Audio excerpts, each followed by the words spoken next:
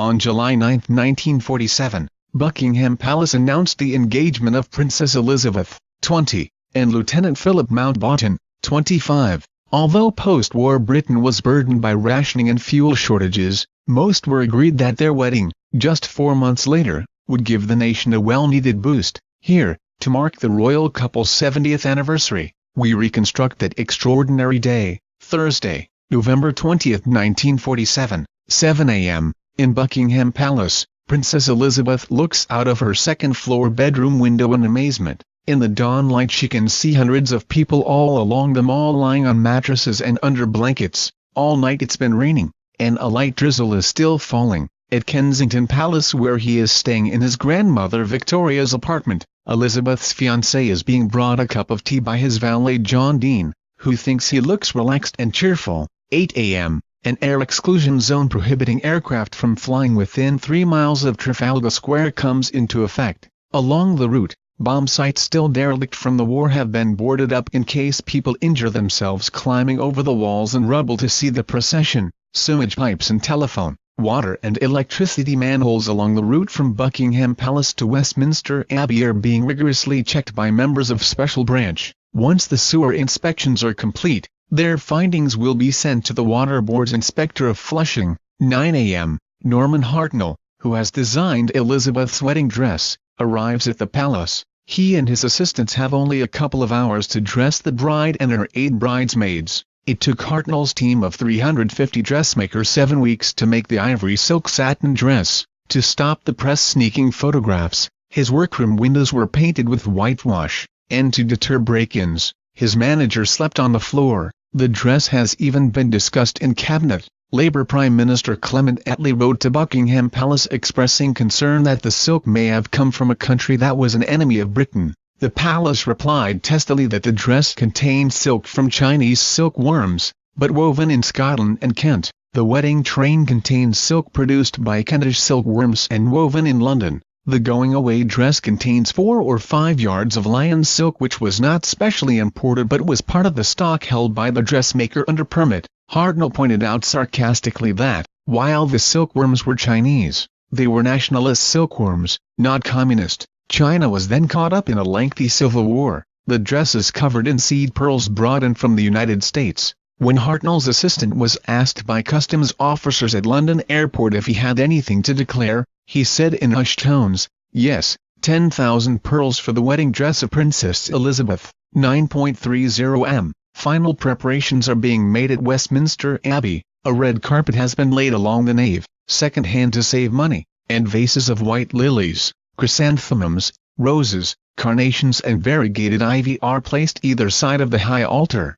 2 years ago, the abbey looked very different. To protect the building from bombs, all its stained glass was boarded over. The coronation chair had been taken to Gloucester Cathedral and more than 60,000 sandbags stacked around the royal tombs. Along the wedding route, the crowd are cheering anyone who passes, even the carts spreading sand on the road. The sandmen raise their caps in response. 10 a.m. For the past few days, Elizabeth and Philip's 2,583 wedding presents have been on display at St. James's Palace. In among the expensive items are gifts from members of the public from around the world, including 500 tins of pineapple from the people of Queensland, a Hoover, a bath sponge, an automatic potato peeler, 76 handkerchiefs, 30 scarves and 148 pairs of stockings and 16 nightgowns. The RAF has sent a grand piano. 10:15 am. At the palace, things are not going smoothly. As Elizabeth's veil is fitted, the French tiara breaks.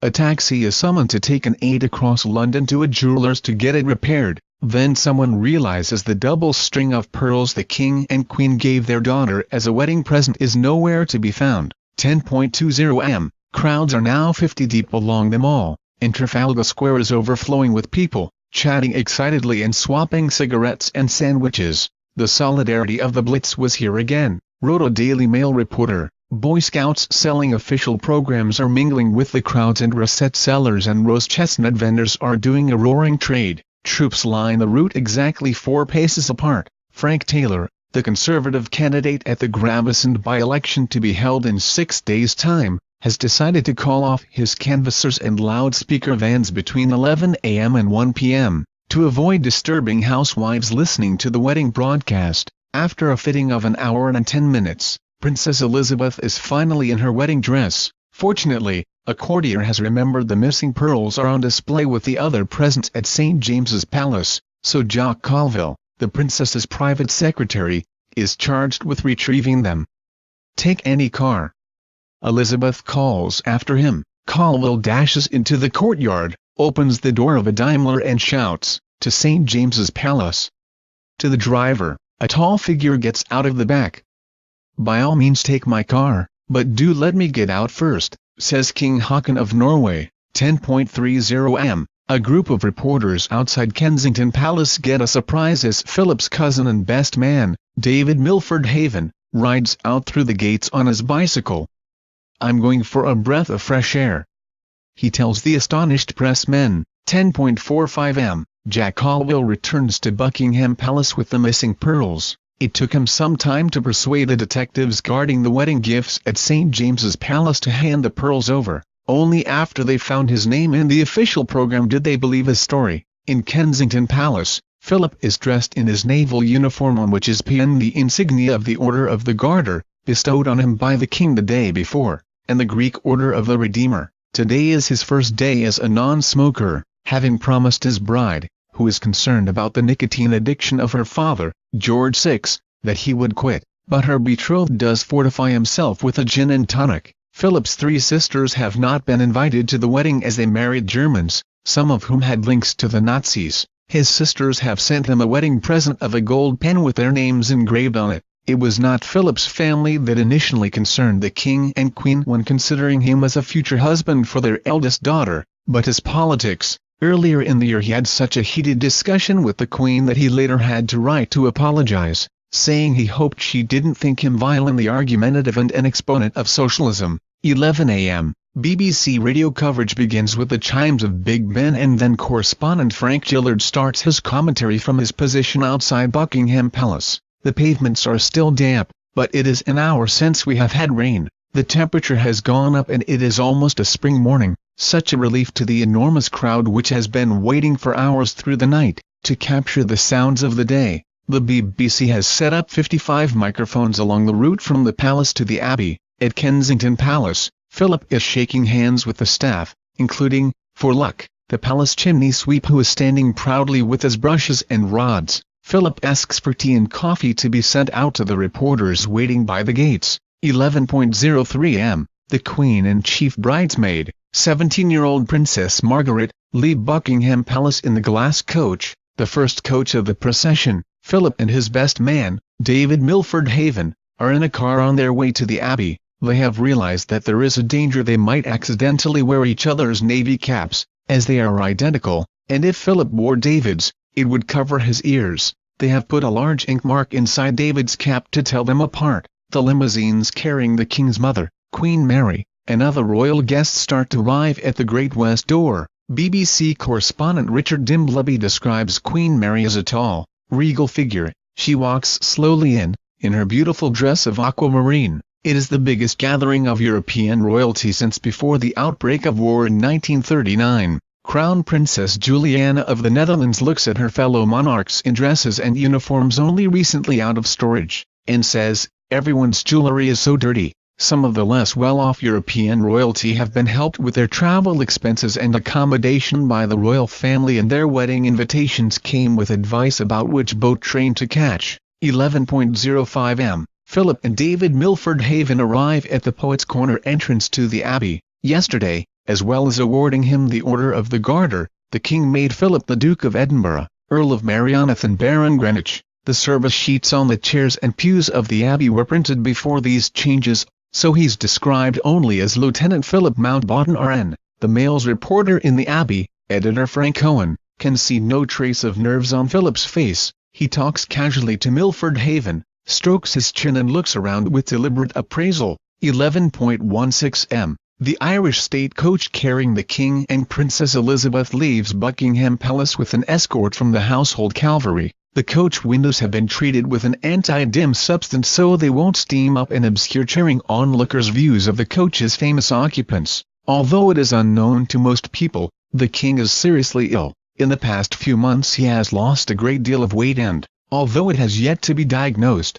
he is suffering from arteriosclerosis and lung cancer. The crowd rushes through the police cordon to get a closer look at the bride. Frank Gillard describes the scene to his BBC radio audience. There she goes, a lovely figure sitting to the right of the king, a sight to lift the heart as they vanish down there into the grey of this misty November day. Riding on the back of the coach is Elizabeth's faithful footman, Cyril Dickman. She had invited Cyril to be a part of the congregation in the abbey, but the sergeant footman, his boss, had told him, "No, you're on duty and you've got to go on the carriage." 11:20 am. Winston Churchill, now the leader of the opposition, arrives at the abbey and everyone in the congregation, including European royalty, gets to their feet. One notable absent is the bride's uncle, the Duke of Windsor, who, as Edward VIII, abdicated 11 years ago. His wife, Wallis, is not welcome at the palace and the Queen refuses to meet the Duke. Today, the Duke and Duchess are in New York where they've made no comment to the press.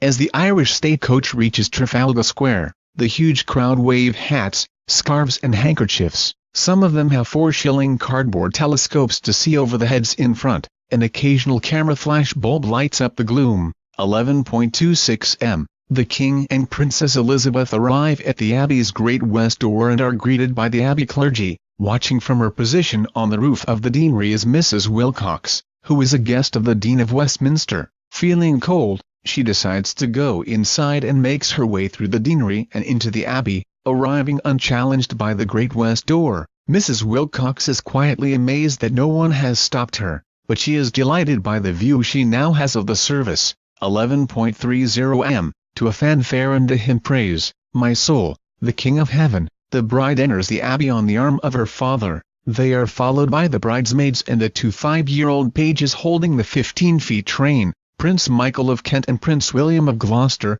Philip, waiting below the steps to the high altar, turns towards Elizabeth and smiles. The king wrote to his daughter later, "I was so proud and thrilled at having you so close to me on our long walk in Westminster Abbey, but when I handed you to the Archbishop, I felt that I had lost something very precious." One of the princess's bridesmaids is Pamela Mountbatten, Louis and Edwina's daughter. She had feared that she wouldn't be able to leave India where her father, the last viceroy, is overseeing the violent partition of India. They have brought with them a present from India independence leader Mahatma Gandhi, some lace that he spun himself. "Such an indelicate gift," Queen Mary said when she saw it, thinking it was a loincloth. "What a horrible thing." In a sound booth, high in the nave, Winford Vaughan Thomas is providing the radio commentary for the BBC. 200 million people around the world are also listening to the wedding service. The king hasn't given permission for the service to be televised, just the processions to and from the abbey, so viewers have only the sound of Vaughan Thomas's radio commentary. At Buckingham Palace, staff have placed a radio by an open window so the crowd close to the gates can hear the service. 11:44 am. As Princess Elizabeth promises to love, cherish and obey till death us do part, Queen Mary dabs her eyes with a handkerchief. Philip then places a ring on Elizabeth's finger that was fashioned from the same nugget of Welsh gold from which the Queen's ring was made for her wedding at the Abbey in 1923. Philip composed an inscription that was engraved on the inside of the ring, that was for Elizabeth's eyes only. Having said their vows, Elizabeth and Philip move to the altar. The train on her wedding dress catches on the steps. The king and best man bend down to release it. Dressed in his best frock coat, playwright and actor Noel Coward is delighted to have such a good seat. He is in the 4th row. Coward is a friend of the royal family and was a guest at a party at Buckingham Palace on Tuesday to celebrate the wedding. It was a happy occasion. The king even led a conga through the corridors. Queen Mary enjoyed the evening too, although it was a test of her stamina. She wrote in her diary, "I stood from 9:30 till 12:15 am. Not bad for 80. Coward is finding the service terribly moving.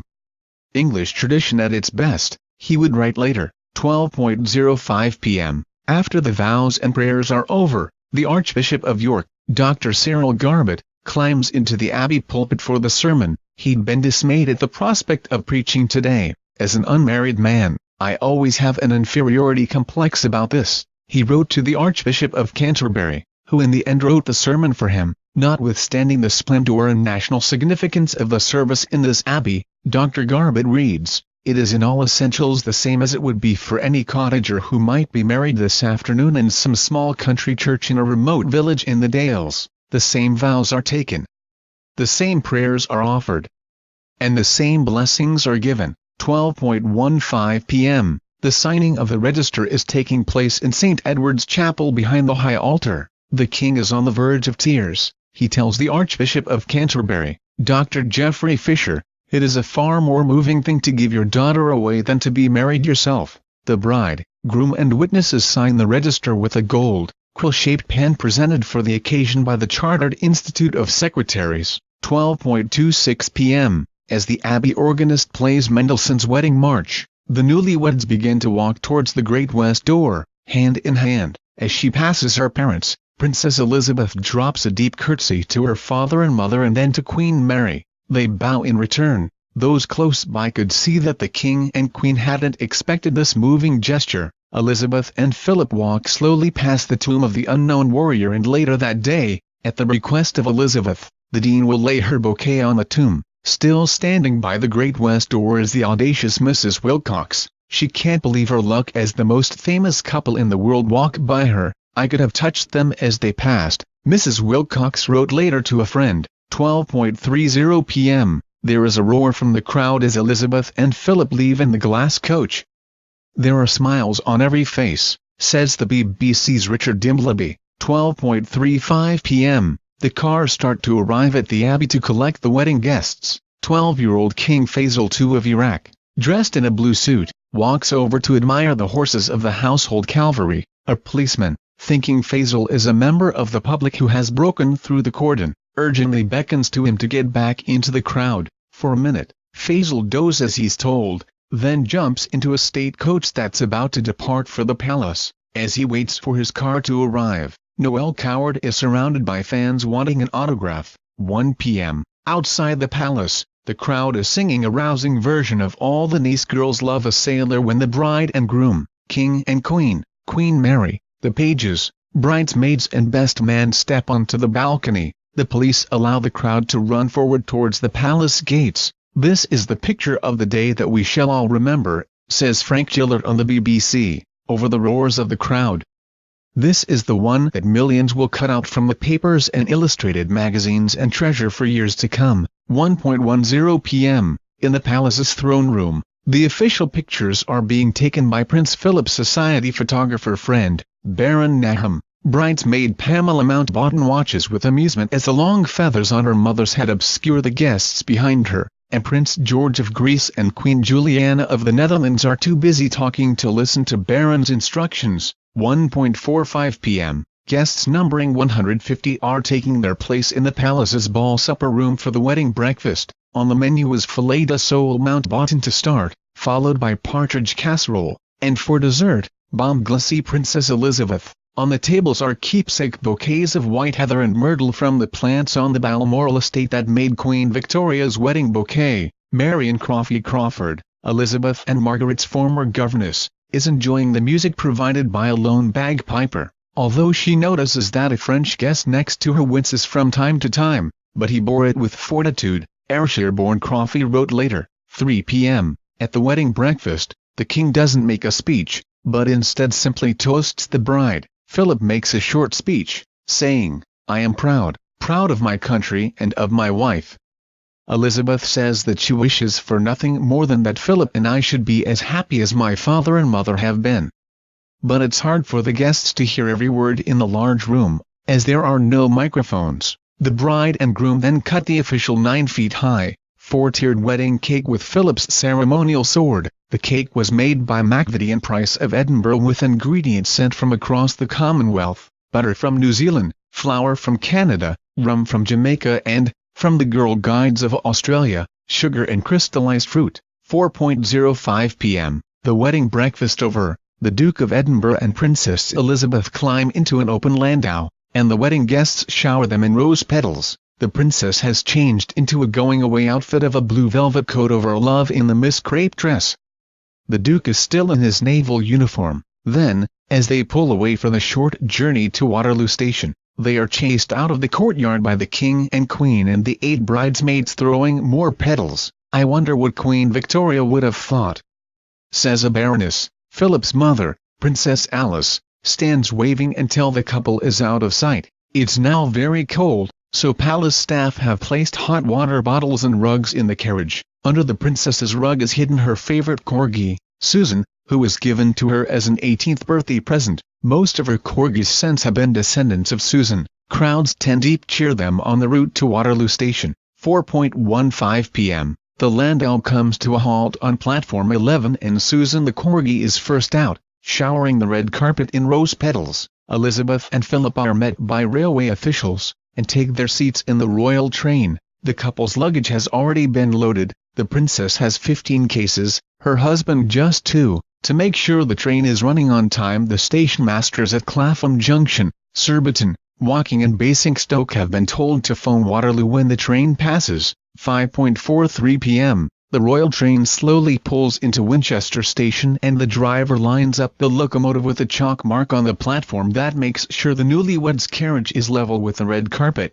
The couple are met by the mayor, Doris Crompton, and make their way through a large crowd into the car that will take them to Broadlands, the Mountbatten family country house. The police are outside the gates of Broadlands to keep the public at bay and have already searched the grounds and house for trespassers. Even the wardrobe in the honeymoon suite has been searched, to the annoyance of the Broadlands butler. 8:30 p.m. Best man David Milford Haven is hosting a dinner and dance at Claridge's for the bridesmaids. One of them, Pamela Mountbatten, is desperately hoping that the handsome French-born war hero Prince Michael of Bourbon-Parma will be there, but she is disappointed. Some older wedding guests have decided to go to the theater. Pamela's parents, Louis and Edwina Mountbatten, are watching the new hit Annie Get Your Gun, at Broadlands. Elizabeth and Philip are eating a supper of potato soup, roast chicken and ice cream. In a few days' time, Philip will write to his mother-in-law, Lilibet is the only thing in the world which is absolutely real to me, and my only ambition is to weld the two of us into a new combined existence that will not only be able to withstand the shocks directed at us but will also have a positive existence for good.